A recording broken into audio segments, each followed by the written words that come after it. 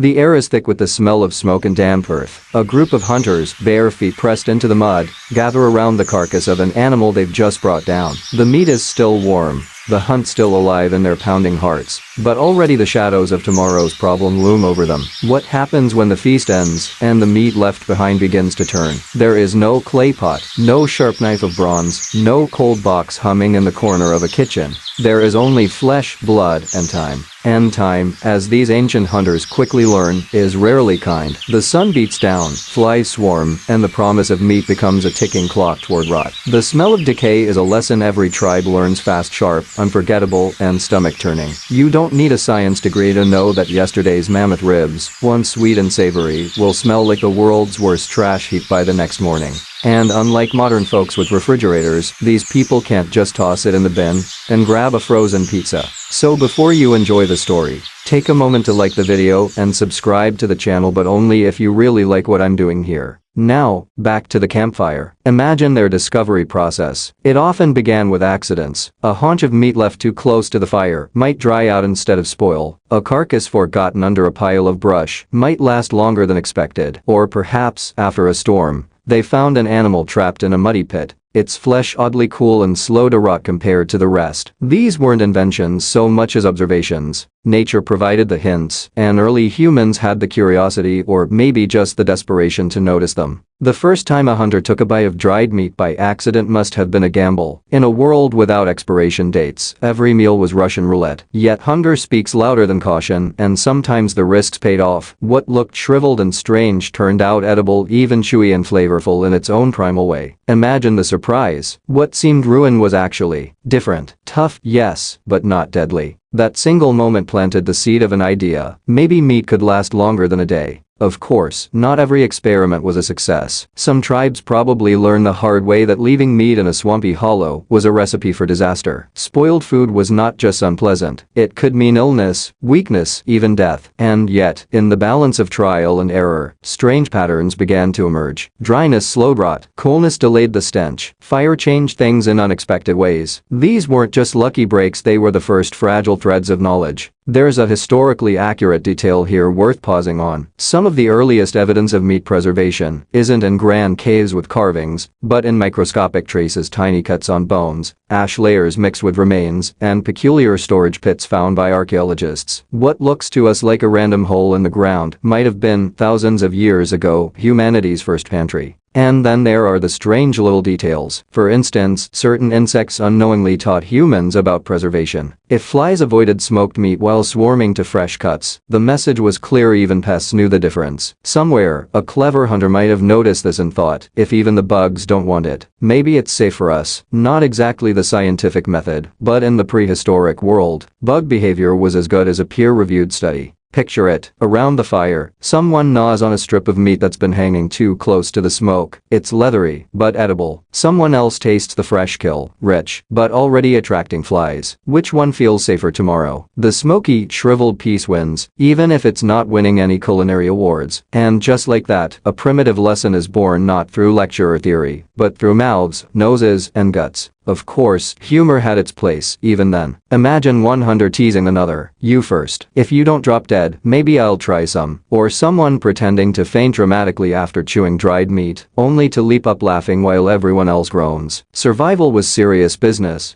but laughter was a survival tool too. These first encounters with spoilage were more than cautionary tales, they were the beginning of a new relationship between humans and food. Meat wasn't just something to kill and eat, it was something to manage, something to guard, something that demanded creativity. For the first time, human beings weren't just hunters but stewards of what they hunted. As the fire crackled into the night, the tribe didn't yet know they were taking their first steps into a vast hidden science. All they knew was this: meat could betray them if left alone. But sometimes, just sometimes, nature gave them a loophole, and those loopholes were worth remembering. Smoke curls upward into the fading light, and the wind carries with it the scent of burning wood and drying flesh. The hunters sit back on their heels, watching strips of meat dangle above a fire. It isn't cuisine by modern standards, more like beef jerky that lost a fight with the sun, but in their eyes, it's a small miracle. What yesterday spoiled with alarming speed now lingers just a little longer. The tribe learns that fire is more than just warmth, more than protection against predators, more than light in the dark. Fire is also transformation. Place meat too close and it burns to ash. Hold it just near enough and something curious happens. The smoke seems to push away the flies and the flesh hardens rather than rots. What once felt like an accident begins to feel like a method. Nobody writes it down, of course. But the memory lodges itself in their routines. Hang meat where the smoke is thick and watch the world's most primitive preservative at work. One of the hunters, let's call him Smoke Enthusiast, names weren't exactly a thing yet, so bear with us, experiments by hanging meat higher and higher. He notices the pieces closest to the flames cook and blacken, but the ones just far enough away dry slowly, turning tough yet edible. The tribe jokes about his obsession, probably mimicking smoke signals every time he turns his back. But they also start stealing his strips when he isn't looking. Jokes on them, they're learning preservation in the process. The wind, too, becomes a teacher. In open grasslands or mountain ridges, breezes dry out the meat before it can spoil. Early humans may not have had the word dehydration, but they noticed the signs. A hunk of meat left in a windy spot took on a leathery quality and resisted decay a little longer. Dry air, fire, smoke, all these forces work together like nature's invisible kitchen staff. Historically, we know that smoking and drying are among the oldest methods of food preservation used by cultures worldwide. Archaeological traces of smoke-darkened caves suggest that some early groups deliberately kept fires burning not just for warmth, but also for storage. It's not hard to imagine. A cave filled with smoke keeps predators cautious, keeps the air dry, and keeps the meat from turning sour. Efficiency wrapped in survival instinct. And here's the strange little detail. Some early groups even figured out that combining fat with smoke made meat last longer. Imagine stumbling upon a chunk of fat that dripped onto the flames, coating nearby meat with a greasy smoke. The resulting flavor and resistance to insects must have been eye-opening. By accident, they had stumbled onto a form of preservation that would echo later in culinary traditions around the world. Now, picture the sensory overload in their daily lives. The fire hisses as fat drips onto coals. The wind whistles against stone.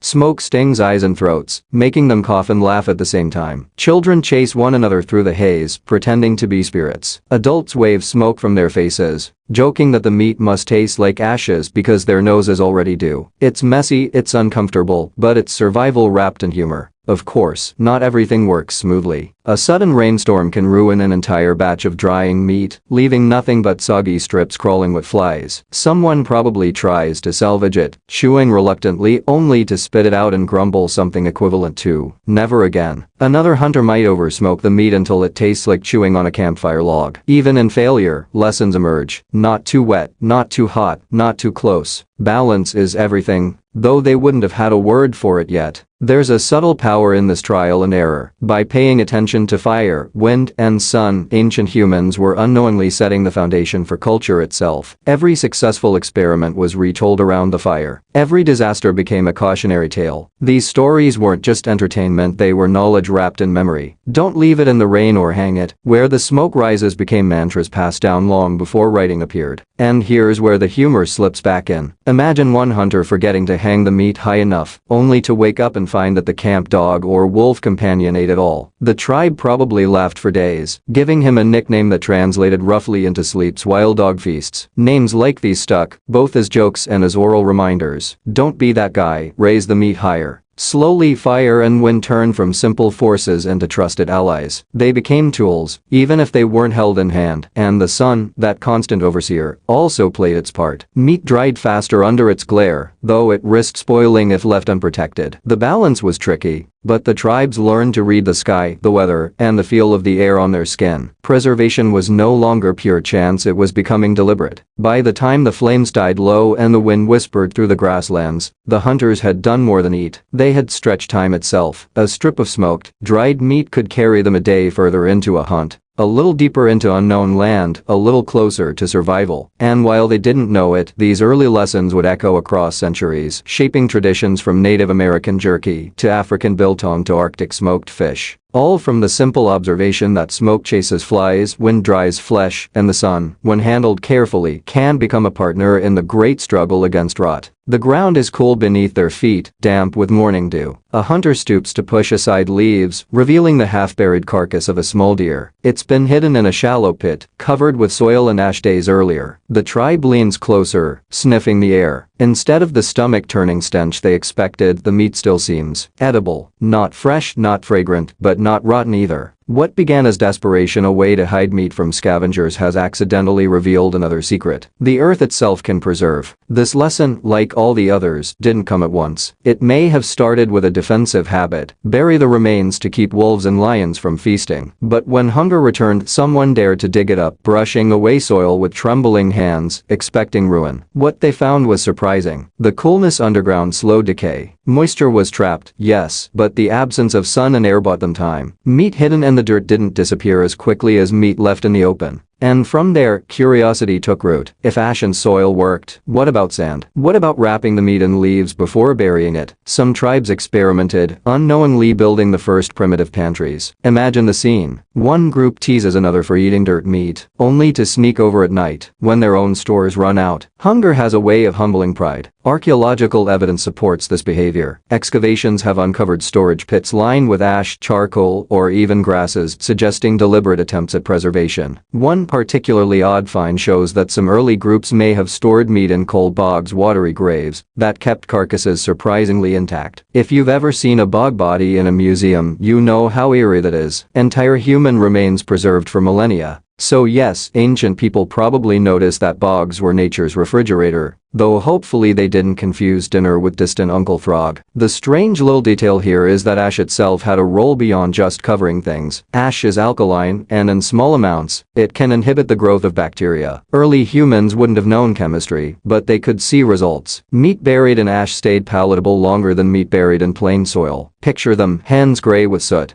arguing about whose ash pile works better. Mine tastes smoky, one boasts. Another retorts, yours tastes like rocks. Either way, they're alive to argue. Underground preservation also created new flavors, some of which must have seemed bizarre at first bite. Earthy, tangy, sometimes slightly fermented meat took on qualities that were strange, but not always unpleasant. One can almost imagine a hunter joking that the deer tastes like it's been eating dirt itself, only to shrug and take another bite, because, well, survival rarely leaves room for picky eaters. The risks, of course, were real. Not every buried stash worked. Some spoiled beyond saving, others were dug up by animals. A wolf might lead a hungry tribe straight to its own forgotten pantry. One can picture the frustration. Returning after days to find a carefully buried treasure dug up, bones scattered, paw prints mocking them in the mud. Maybe that's how humans invented the first insult directed at wolves with full bellies. But failure taught lessons. Meat buried in colder ground, shaded by trees or nestled near a stream, lasted longer. In warmer soil, it spoiled quickly. Those who noticed this difference unknowingly became the first temperature experts. They couldn't measure degrees, but they could feel the coolness in their bones and sense where food would last longest. There's a certain humor in imagining their trial and error. Someone digs up meat after only a day, eager for a snack, and proudly declares, "It worked," while everyone else rolls their eyes because of course it still worked, it's barely been a sunrise. Another buries his stash too shallow, only to watch birds hop around pecking it out. The jokes must have been merciless. Nice pantry, Featherface. What makes these earth-based methods so powerful is that they were accidental steps toward future technology. Later humans would invent clay pots, cellars, even ice houses, but the seed of that idea lay in watching what soil, ash, and bogs could do. Preservation wasn't just about eating tomorrow. It was about freedom. A tribe that could store food could travel further, stay longer in one place, or survive leaner seasons. Picture the fire at night, embers glowing red. A hunter tells the story of the buried deer that fed them when no fresh kill came. Children listen wide-eyed, memorizing the tale. In those stories, dirt became more than ground, it became a shield against hunger. And once a lesson enters a story, it doesn't die. It travels with the tribe, spoken again and again until it becomes instinct. Of all the discoveries, the Earth's secret might have been the strangest. To trust the dirt, the very thing they walked on, as a guardian of their meals. But in a world with no jars, no salt shakers, no gleaming refrigerators, sometimes the best solution was right beneath their feet, literally. And so, through ash, soil, and the strange chill of bog water, humanity dug its way deeper into the art of survival. It wasn't glamorous, it wasn't perfect, but it was clever. And cleverness, as much as muscle or spear, was what kept them alive. The wind howls across a barren plain, snow crunching underfoot. Here, in the frozen north, hunters discover yet another strange ally: ice. An animal carcass left outside in winter seems to stop time itself. Days later, the flesh looks almost unchanged, stiff as stone but preserved. The cold is merciless, but it also gifts them a natural freezer. For the first time, humans realize that the very season poison that threatens to kill them can also keep them alive. Not every group had access to constant ice, of course, but those who did in colder climates must have marveled at how winter seemed to lock food in place. A mammoth leg too heavy to finish in one feast could be stashed in a snowdrift and retrieved later. Was it easy to chew? Absolutely not. Imagine gnawing on a frozen hunk of meat with stone tools and numb teeth like trying to eat a steak-flavored rock popsicle. But survival has never cared much about gourmet texture. Meanwhile, in warmer regions, other discoveries emerged. Near salty lakes or natural salt deposits, tribes stumbled onto crystals that drew moisture out of meat. Salt was not seasoning at first, it was sorcery. Rubbed into flesh, it kept rot at bay longer than anyone expected. In fact, salt was so effective that thousands of years later, it would become the gold of preservation. But back in these early days, it was just another strange rock that turned out to be edible magic. The accidents didn't stop there. Fermentation, humanity's strangest ally, probably came into play long before anyone intended it. Picture this. Meat left too long in a container of water or buried in damp conditions doesn't rot outright, but instead changes,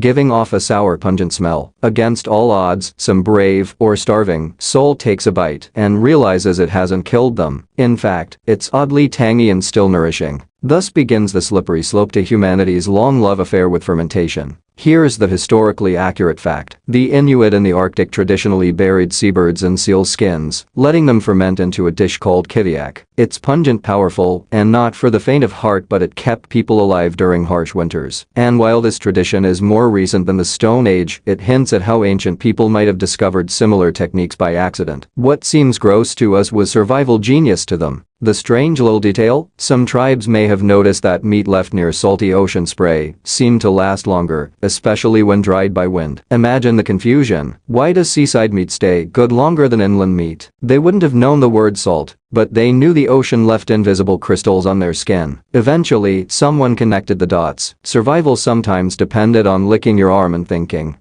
this tastes useful. But these experiments weren't without comedy. Someone surely pulled a prank, daring a friend to eat a particularly smelly batch of half-fermented meat, just to see their face. Laughter followed, at least until everyone realized it was edible after all. Then the prankster suddenly became the hero, the inventor of a new preservation trick. Humor, as much as hunger, paved the way to discovery. Salt, ice, and fermentation each shaped human behavior in subtle ways. Cold climates encouraged planning. Why waste the frozen bounty of winter? Salty regions fostered trade, as these strange crystals became sought after not just for flavor, but for survival. And fermentation. That opened a doorway to experimentation, not only with meat, but eventually with plants, leading down the long road toward beer, bread, and cheese. All from a single willingness to try food that smelled funny. Now imagine the sensory palette of their world. The crack of ice breaking underfoot, the sting of salt on lips, the overwhelming sour punch of fermenting meat in a sealed pouch. Each discovery had its own rhythm, its own flavor, its own risks. To a modern palate, these methods might seem extreme, but to them, it was like unlocking secret doors in nature's house, where once food vanished overnight. Now it lingered, sometimes for weeks or months. Of course, there were failures, spectacular, memorable failures. A hunter proudly unearths his salted stash, only to find it eaten by animals who,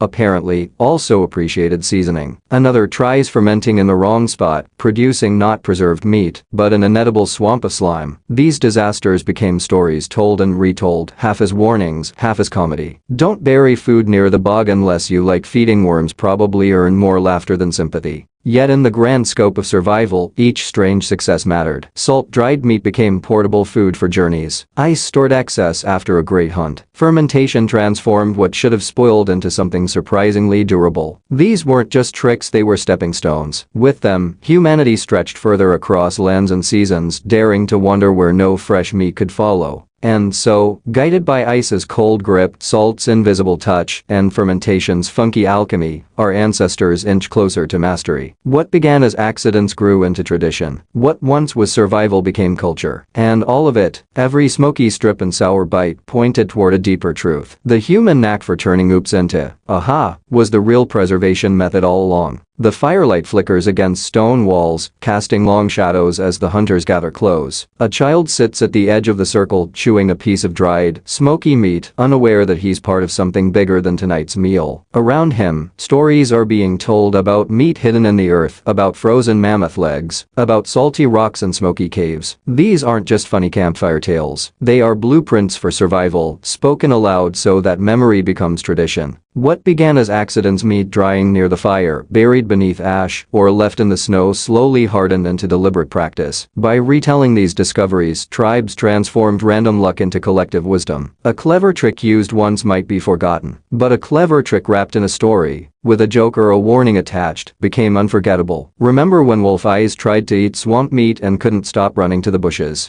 That tale preserved knowledge as surely as any smoked haunch of venison. This is how invention was born. It didn't look like lightning bolts of genius or lone geniuses scratching on clay tablets. It looked like families laughing around a fire, mimicking the mistakes of their uncles, celebrating the cleverness of their grandmothers. Tradition was not a dusty archive. It was alive, funny, sometimes embarrassing. And within those stories, the knowledge of preservation passed from one generation to the next. Here's the historically accurate fact. Oral tradition was the backbone of early human knowledge transfer. Long before writing, survival strategies lived in songs, myths, and tales. A story about meat rotting in the sun wasn't just entertainment, it was a way of telling children, don't waste food, don't forget the smoke, don't leave it in the rain. Humor and narrative did what no textbook could. And the strange little detail, some anthropologists believe that joking nicknames were among the earliest memory tools. A hunter who botched his preservation attempt might be called Rotmaster for life, ensuring no one forgot the lesson. Imagine walking into camp and being greeted by 20 people yelling, "Hey, dirt eater." That sting of laughter made sure the whole tribe remembered exactly what not to do. Over time, these repeated practices became cultural norms. Certain tribes leaned on smoking because they lived in forests where wood was plentiful. Others mastered burying in cold soil or snow. Coastal groups became salt specialists, while those with time and patience dabbled in fermentation. What had begun as scattered accidents now formed patterns unique to each community. You could tell where someone came from by the flavor of their preserved meat: smoky, salty, earthy, or sour. Culture literally had a taste. And this was more than just culinary flair. Preservation meant freedom. A tribe with stored food could venture farther from home, spend longer on hunts, or survive harsh winters. It allowed migration, exploration, and eventually, the spread of humans across continents. Think about it. Without dried meat, there would be no long journeys, no crossing of great plains, no daring leaps into unknown lands. Refrigeration, in its primitive forms, was the invisible fuel of expansion. Humor, once again, walked hand in hand with survival. Picture the moment when one tribe visited another and tasted their preserved stash. "Why does your meat taste like a thunderstorm?" one guest might ask, wrinkling his nose. "Because we don't bury it in dirt like you do," comes the proud reply. Food differences sparked jokes, rivalries, and probably a few friendly insults. But beneath the banter, something profound was happening. Human identity was being flavored, seasoned, and preserved right alongside the meat. It's tempting from our modern vantage point to see these people as fumbling in the dark, but that underestimates them. They weren't just surviving. They were experimenting constantly, building systems out of chance. Their laboratories were muddy pits, snowy drifts, smoky caves. Their scientists were anyone willing to risk a bite of questionable meat and live to tell the tale. The fact that we're here thousands of years later means their experiments succeeded more often than they failed. Now imagine one last scene. The tribe prepares to move on, leaving behind their camp. They pack strips of dried meat, dig up their buried stash, wrap chunks in leaves rubbed with ash. Each item is both food and story, each technique both trick and tradition. Children watch closely, memorizing with wide eyes, knowing that one day it will be their turn to keep the knowledge alive. The tribe doesn't think of it as science or even strategy. To them, it's just life carried in bundles of smoky flesh, in salty strips, in earthy haunches wrapped tight in soil. And in that moment, humanity has already crossed a threshold. No longer at the mercy of spoilage, they've wrestled a bit of control from nature. Not total control, not yet, but enough to carry them into the next day, the next journey, the next stage. The secrets of preservation, born from accidents and passed through laughter, have become something greater than tricks. They've become inheritance, and with inheritance comes continuity. That is how tribes survived, how knowledge endured, and how the long story of humanity was fed, one smoky, salty, funky bite at a time.